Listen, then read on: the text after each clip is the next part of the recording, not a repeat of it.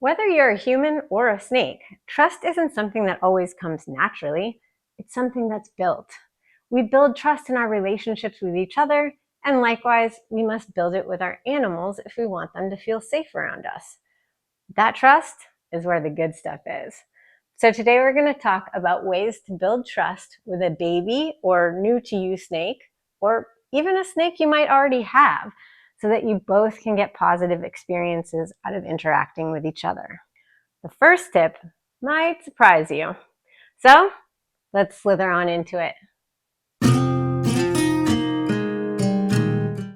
First, let's talk about baby snakes. They're so darn cute. Just look at that face. Sorry, anyway. Baby snakes are naturally going to be more defensive and fearful than older snakes because they're so small and vulnerable. In the wise words of Clint Laidlaw, when you're a noodle with a head, the world is a scary place. These guys have very little defense against their numerous predators, and even when they bite, their teeth are so tiny that they do little damage anyway. Depending on the species and the individual, some baby snakes happen to be very mellow right from the start, like Galadriel or Nymeria, who quite often actively engages with me of her own accord.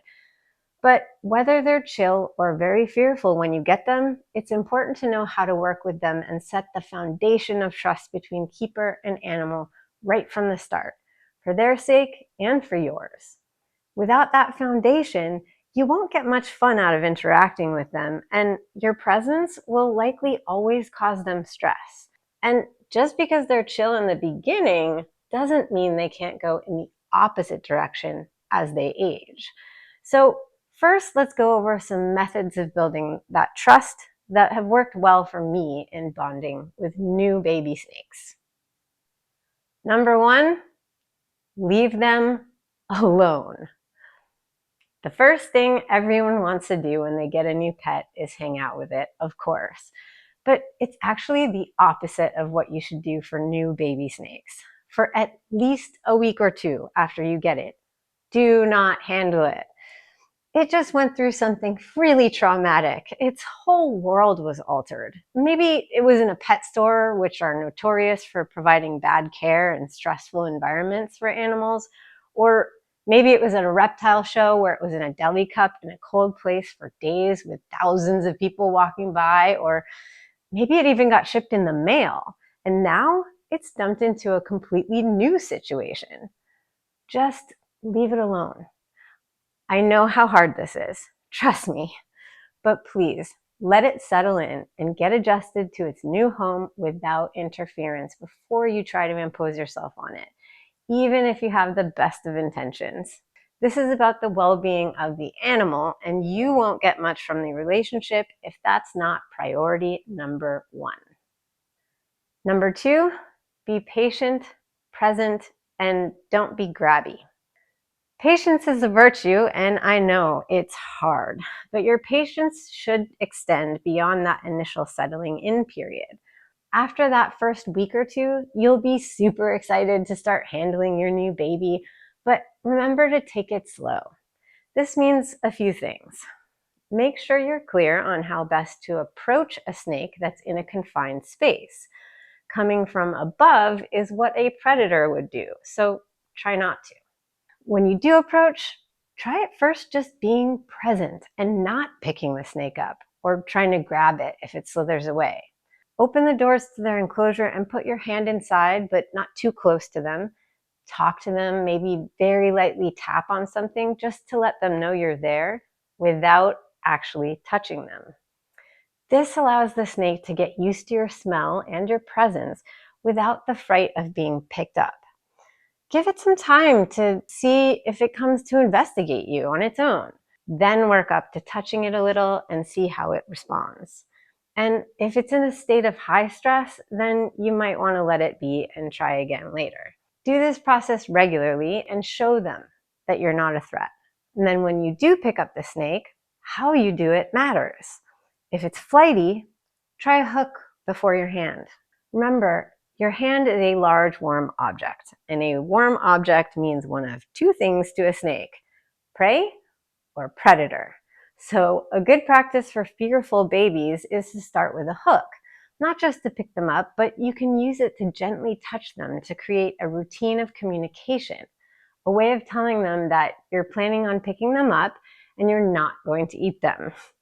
That hook touch, if you can do it from behind them, might also get them to come towards your hand. Then, if you can manage to gently get it under the central part of their body and use one hand to offer them more support to climb onto, that'll help you get them out without being grabby. Grabbing them could not only scare them, but cause injury. Some baby snakes, like green tree pythons, are so delicate that you can quite easily break their spines with even slight pressure. And some species can even drop their tails.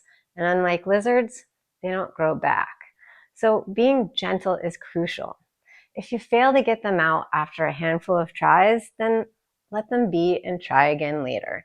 Because the more you try in one session, the more stress they're going to get and the more they'll associate you with a bad experience. Number 3, consistency and, again, patience. Be consistent but not overbearing.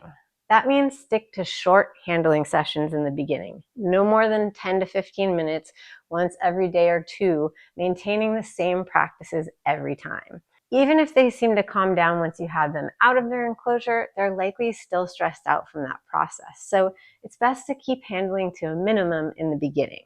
Go just long enough until they seem to relax and then put them back. You'll be ending the session on a good note. So they might be left thinking, well, I guess that wasn't so bad. Do this regularly and they will start to remember that you're not a threat. Another method that can really pay off: when your handling session is over, let them go back into their enclosure in their own time. When I take Elora back to hers, I'll just put my hands up to the opening and let her decide to go back in at her own pace. She sometimes goes in only halfway because she's so relaxed at this point. But what I don't do is touch her tail or try to get her to move in faster so I can close the doors. If she's taking a while to fully get in and her tail is hanging out even a little bit, I just sit there and wait. If you're in a rush, well, maybe you shouldn't have picked this time to handle your snake. But worst case, if you really got a jet, you could try putting one hand inside of the enclosure adjacent to them or lightly tap on something in there, which might distract them and get them to go in faster. The main point here is that you don't want your touch to be associated with something that scared them. Elora has proven to be the most flighty baby snake I have ever had when she's in her enclosure. So I've been practicing all of the methods I just shared with you consistently for the last month, and we just hit a couple major milestones. The first one was when she was up at the front of the glass already, and I opened the doors and just put my fingers on the lip of the enclosure, and she didn't dart away. I intentionally did not try to get her out when this happened because I wanted to reinforce the positive experience of her not being afraid of me. I repeated this and it kept happening. She wasn't fearing my presence. And I wish I had filmed it for you, but well, I was focusing on her, not on the channel at the time. When I walked by and saw that she was out basking and alert, I opened her enclosure and put my hand inside on the branch below and next to her, about 5 inches away. She didn't move. So I slowly inched closer with pauses in between my movements until I got all the way to where I was touching her, and she didn't move. I intentionally kept my fingers at the low end of her line of sight, approaching her from an upward angle. She allowed me to stroke her, and she barely moved.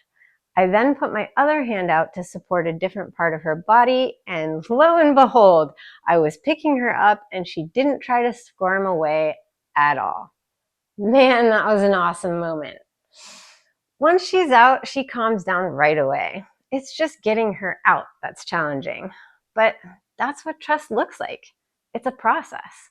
Some days it's easier than others, and it's only been a month, but it's getting easier every time, and she is learning.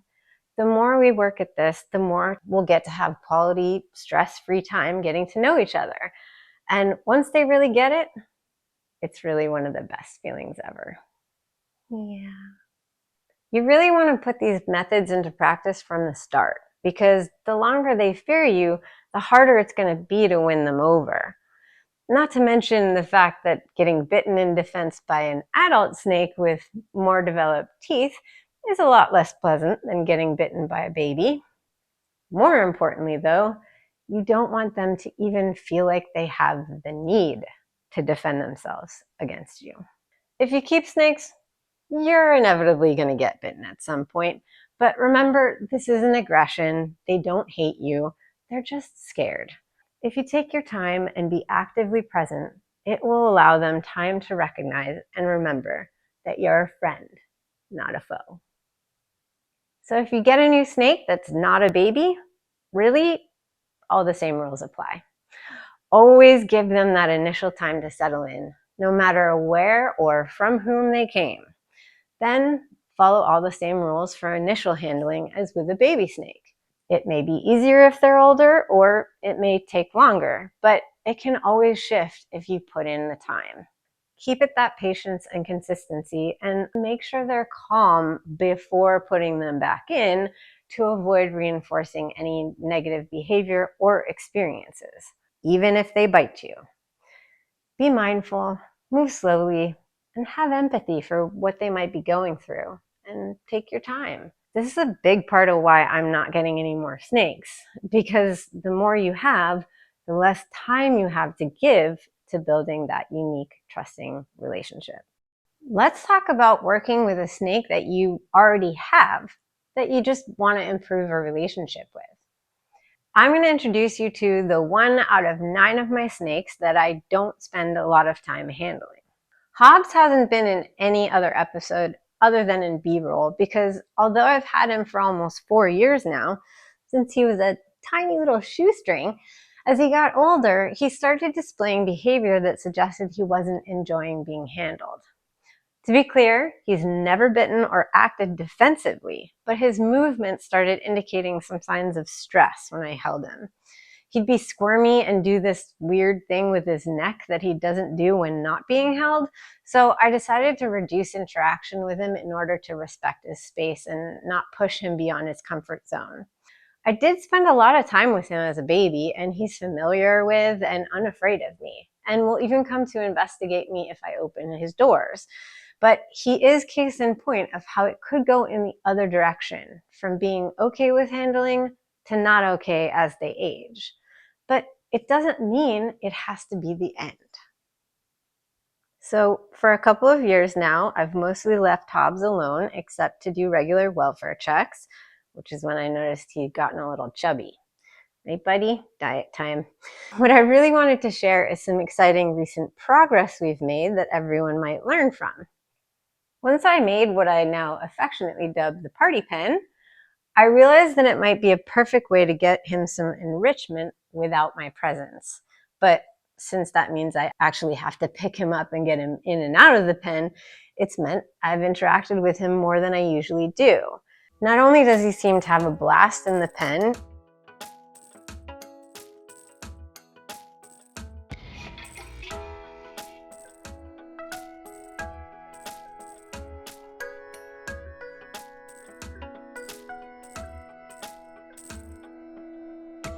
he has been getting better. He's starting to relax a little bit more. So I've started holding him for a minute or two longer than I need to when I do this. And then I'll slowly increase that over time to see if his stress level goes down. But you can see he's not very comfortable right now. So you did a great job, buddy. I'm going to put you back, okay?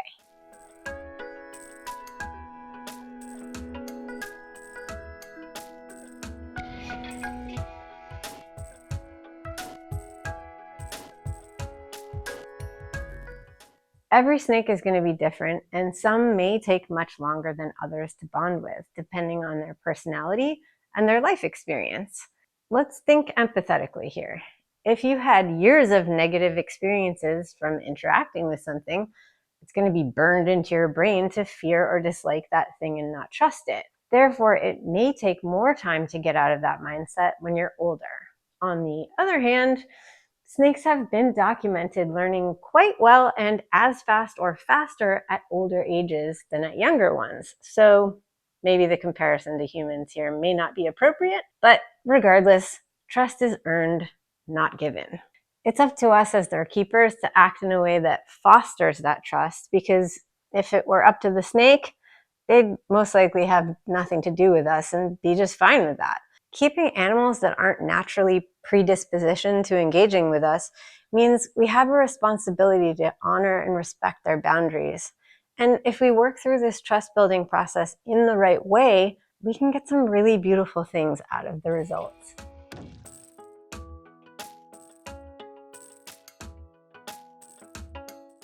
Snake therapy isn't just about us getting therapeutic experiences from snakes, but with them. And we should do the work to ensure that our pleasure doesn't come at the cost of the animal's well-being. So if we do it right, they can and do show signs of pleasure and connection with us. If you have any trust building techniques that you want to share, please do so in the comments.